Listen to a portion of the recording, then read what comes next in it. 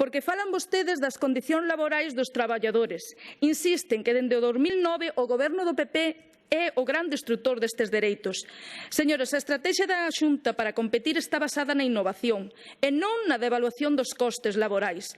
Pero hai unha contradición que desmonta o seu discurso. Se fose certo que o Goberno permitira esas devaluacións das condicións laborais, se fose certo que o que din que as reformas laborais crearon unha especie de capitalismo á medida das multinacionais, se fose certo que o Goberno está ao servicio das grandes empresas dándolle toda clase de prebendas, por que temen que se vayan a Portugal?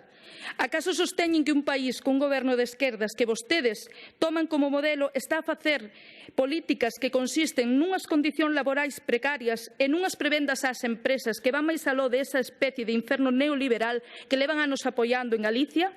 Señorías, ou a realidade laboral industrial de Galicia non é como a pintan, ou as políticas dos gobernos de unidade de esquerda non son a que nos din.